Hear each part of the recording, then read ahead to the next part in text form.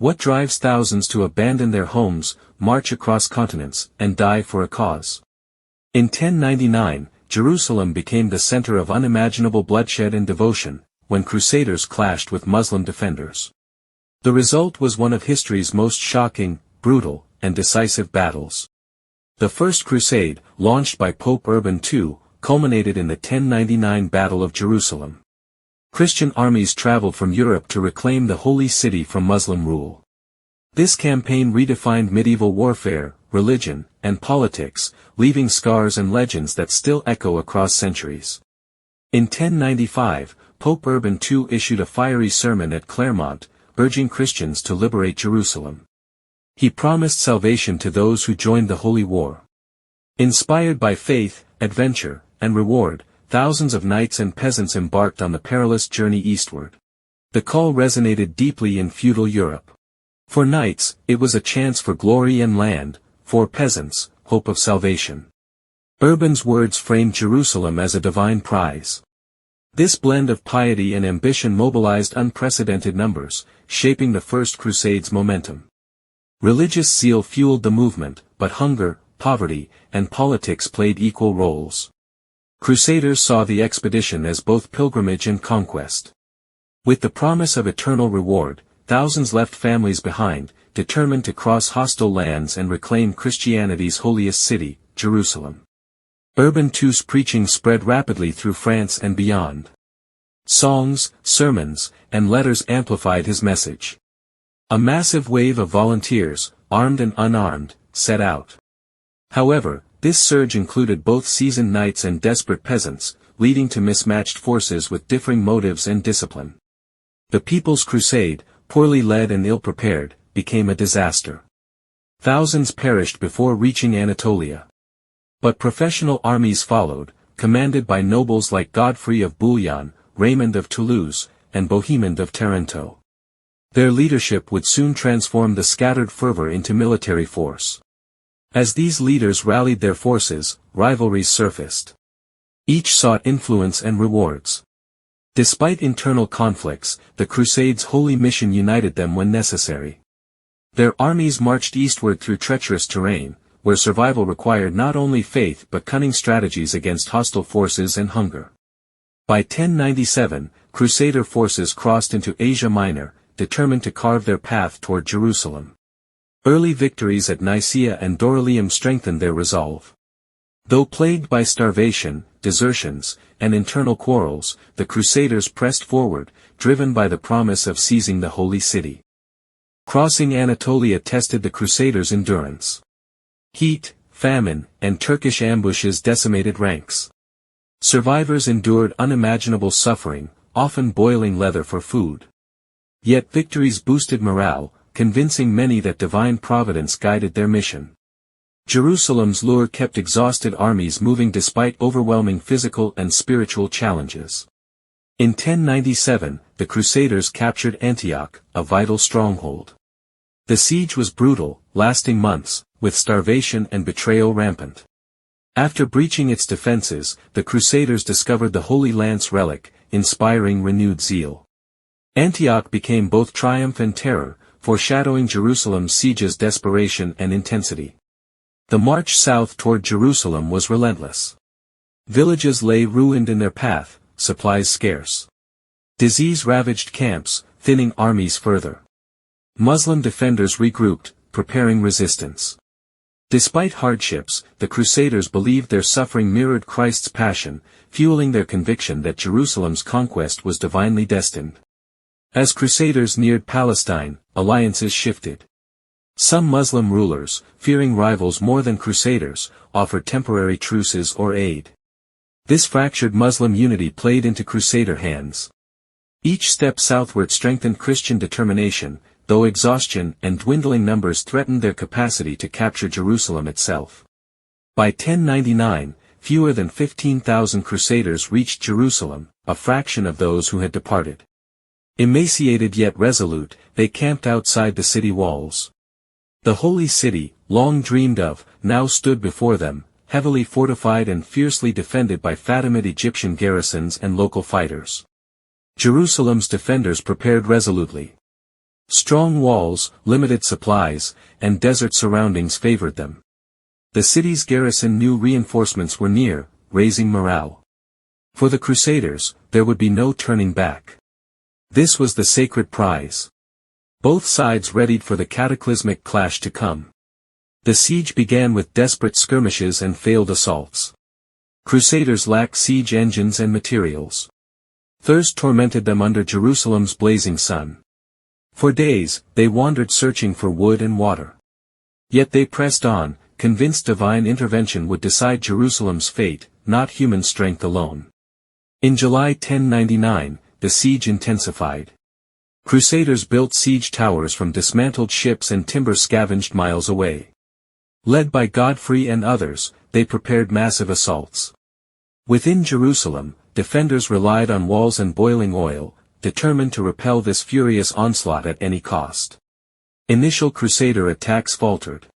Siege towers burned, ladders toppled, morale wavered. Supplies dwindled dangerously. Yet religious fervor sustained their resolve. Priests urged processions and barefoot prayers around Jerusalem's walls. Inspired, Crusaders saw themselves as instruments of God's will, their cause sanctified despite starvation and suffering. On July 14, Godfrey's forces launched a decisive assault. Siege towers rumbled forward, shields raised against flaming arrows. A brutal melee erupted as Crusaders breached outer walls. Defenders resisted fiercely, hurling stones and spears. Yet momentum shifted as Crusader determination overwhelmed Jerusalem's crumbling fortifications. By dawn of July 15, Crusaders breached the city. Chaos erupted inside Jerusalem. Knights and foot soldiers surged through streets, clashing with desperate defenders. Religious chants mixed with screams of war. The city, sacred to three faiths, descended into an inferno of blood and fire. Reports describe rivers of blood as Crusaders slaughtered thousands. Muslims, Jews, and even Eastern Christians were not spared. The massacre became infamous, staining Crusader triumph with atrocity. To survivors, it was devastation beyond comprehension. To Crusaders, divine judgment had been unleashed in Jerusalem's conquest. Victors gathered at the Church of the Holy Sepulchre, weeping and singing hymns. For them, God had delivered Jerusalem. They crowned Godfrey of Bouillon, defender of the Holy Sepulchre, refusing the title king. A new Christian kingdom emerged from carnage, forever altering the balance of power. The fall of Jerusalem shocked the Muslim world. The Fatimids had lost the city, and news of the massacre spread rapidly. For centuries, this conquest shaped Christian-Muslim relations. The brutality and triumph of 1099 became a haunting memory, fueling future crusades and resistance against European invaders. The Kingdom of Jerusalem emerged, ruled by Crusader nobility. Territories extended beyond the city, fortified with castles and garrisons. Yet survival was uncertain. Surrounded by hostile Muslim powers, the fragile state depended on reinforcements from Europe and uneasy alliances with neighboring factions to sustain its position. Leadership disputes weakened stability. Godfrey's refusal of kingship highlighted divisions among Crusader lords. Succession struggles followed, with Baldwin of Boulogne eventually crowned. Power, faith, and ambition clashed within the new kingdom, threatening unity. Despite triumph, Jerusalem's conquest carried seeds of political and military instability ahead. Meanwhile, Muslim leaders rallied. Outrage over Jerusalem's fall stirred calls for jihad. Figures like Zengi, Nur ad-Din, and later Saladin would rise, determined to reclaim the holy city. The Crusaders' momentary glory sparked centuries of warfare, embedding the First Crusade within a cycle of conflict. The massacre of 1099 fueled bitterness across generations. For Muslims and Jews, it symbolized Crusader cruelty. For Europeans, it was hailed as holy triumph. Competing memories forged deep cultural divides. These legacies persisted, ensuring the First Crusade's outcome echoed not only militarily but spiritually and politically. Trade and pilgrimage increased under Crusader control. Westerners flooded the city, eager to touch sacred relics. Yet tensions simmered as locals endured Latin dominance. The blend of cultures produced exchanges in art, medicine, and knowledge, even as violence and mistrust overshadowed fragile coexistence between conquerors and subjects. The Crusader states relied heavily on reinforcements from Europe. Without continued support, they remained vulnerable. Knights Hospitaller and Templars emerged as military orders, dedicated to defending Christian holdings.